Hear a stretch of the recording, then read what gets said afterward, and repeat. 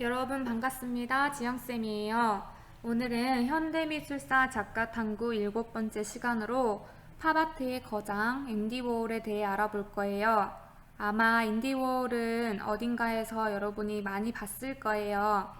TV나 광고 영상, 영화에서도 앤디 워홀의 작품을 많이 봤을 텐데 이처럼 오늘 우리가 배울 팝아트는 이미 우리의 일상 속 미디어에서 굉장히 많이 노출이 되고 있고요.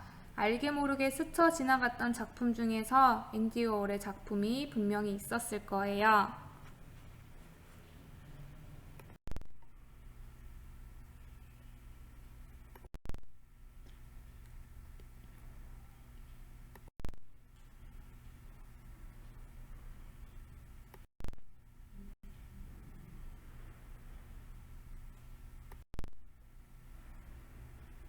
앤디 워홀의 그림은 단순히 이미지를 복사한 것과 같은데 한 작품에 100억, 심지어 1000억이 넘게 거래가 된다고 해요.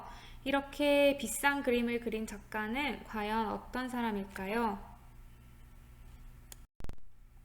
먼저 작가에 대해 알아보겠습니다. 첫째, 앤디 워홀은 미국의 미술가이자 출력물 제작자, 영화 제작자입니다. 워홀은 순수 예술, 그러니까 순수하게 그림만을 그린 작가는 아니에요. 원래는 디자이너 또는 영상 감독과 같은 일을 했던 사람인 거죠. 둘째, 워홀은 시카고 예술운동의 선구자로 평가받습니다.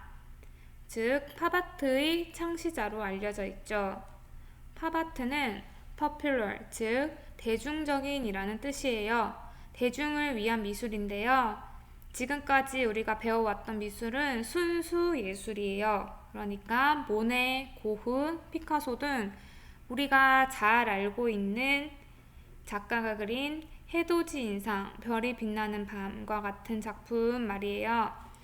그리고 예로부터 미술은 왕, 귀족 등 부자들이 즐길 수 있었는데 돈이 아주 많은 사람들이 경제적으로 넉넉하기 때문에 먹고 사는 일 외에 그림을 감상하고 향유할 수 있었던 거죠. 그래서인지 미술이란 것을 일반 사람들, 즉 보통의 사람처럼 먹고 사는 일을 걱정하는 평범한 시민들에겐 그저 멀게만 느껴질 수밖에 없었어요. 그래서 미술은 순수 예술이라는 이름으로 일반적인 사람들이 일상 속에서 쉽게 접근할 수 없는 순수한 영역이 되어버린 거죠. 셋째, 유명 잡지 회사에서 상업 디자이너, 일러스트레이터로 일하다가 실크 스크린이라는 기법을 사용하여 작품을 제작했습니다.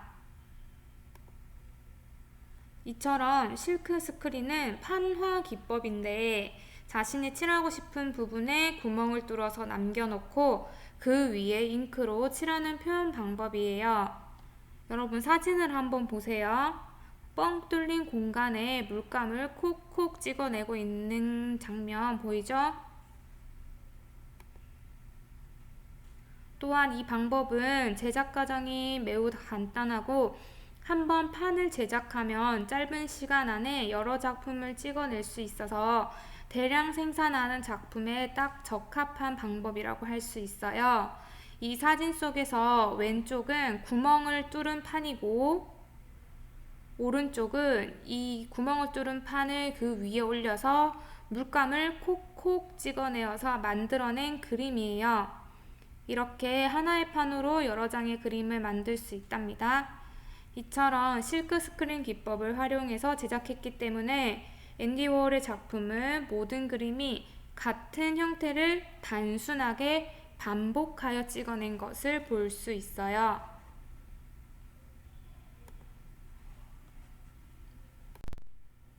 넷째, 캠벨 스프캔, 코카콜라 등 유명한 상품을 그리기 시작하면서 그의 스튜디오인 팩토리에서 실크 스크린, 인쇄물, 구두, 영화 등을 제작했습니다. 보통 화가들의 작업실은 화실이라고 부르는데 워홀의 작업실은 팩토리, 즉 공장이라고 불렀어요. 제품을 대량 생산하듯이 작품을 마구마구 찍어내는 공장이란 단어는 이 뜻을 표현하는 적절한 말인 것 같습니다.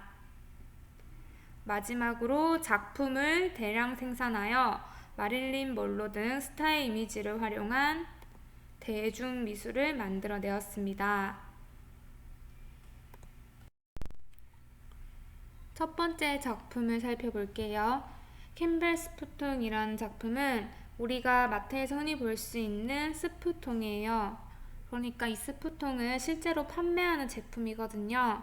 팝아트는 대중, 그러니까 남녀노소 할 것 없이 모든 사람들이 즐길 수 있는 미술이어야 하기 때문에 마트에서 흔하게 볼 수 있는 스프통은 작품의 대상으로 딱이었습니다. 마트 진열대에 판매하듯이 전시장에 전시했는데 이를 보고 사람들은 엄청난 충격에 빠지게 되었어요. 아니 어떻게 고귀한 예술 작품을 마치 물건처럼 전시해 놓다니 이건 정말 말이 안 된다 라는 평을 굉장히 많이 들었다고 합니다. 두 번째 작품은 코카콜라라는 작품입니다. 코카콜라 또한 아주 대중적인 음료이자 상품이죠. 우리의 일상에서 흔하게 볼 수 있고 쉽게 살 수 있는 코카콜라라는 상품의 브랜드 로고를 실크 스크린 기법으로 찍어낸 인쇄물입니다. 5개의 코카콜라 병 모양이 다 똑같이 생겼죠? 세 번째 작품은 브릴로 박스입니다. 슈퍼마켓에서 실제로 판매하는 세제 브릴로라는 브랜드예요. 마치 우리나라 마트에서 볼 수 있는 이런 다우니 세제와 같은 일반적인 상품 브랜드인데요. 이 브릴로라는 상품 브랜드를 시크 스크린으로 찍어내어서 상자를 여러 개 만들어 쌓아 진열한 형태의 작품이에요. 사람들은 이 작품을 보고 아주 큰 충격에 빠지게 되었다고 해요. 얼핏 보기엔 이건 그냥 마트에서 파는 세제 박스인데 이런 세제 박스를 정말 고귀한 예술 작품이 모인 미술 전시장에 정말 귀중한 작품이라도 되는 듯이 전시해 놓는 이 장면 자체가 굉장히 충격적이었다는 거죠. 하지만 앤디 워홀은 이렇게 대량 생산한 상품을 예술 작품으로서 출품해서 예술가의 의도를 거친 것이라면 무엇이든지 예술 작품이 될 수 있는 계기를 마련한 게 이 작가의 굉장히 큰 업적이라고 할 수 있습니다. 네 번째 작품은 마릴린 먼로입니다. 유명한 스타인 마릴린 먼로의 이미지를 실크 스크린 기법으로 찍어낸 상업 미술이에요. 워홀은 유명 인사들이 대중들에게 소모품처럼 사용되고 있다고 생각했어요. 특히 연예인들은 만들어진 이미지를 파는 것처럼 보이기 때문에 마트의 진열 상품과 비슷하다고 생각했죠. 마지막 작품은 마이클 잭슨입니다. 마이클 잭슨의 초상화를 실크 스크린 기법으로 제작한 작품입니다.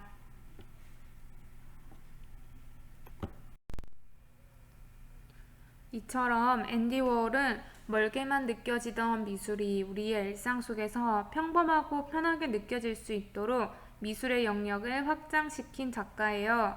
예를 들면 음악으로 치자면 베토벤, 모차르트의 음악은 클래식이라서 음악을 잘 모르는 사람들이 쉽게 감상하기 힘들지만 대중음악, 즉 K-팝이나 힙합과 같이 멜론 차트에서 우리가 쉽게 감상할 수 있는 음악은 우리의 일상 속에서 편하게 느껴질 수 있는 것과 마찬가지인 거죠.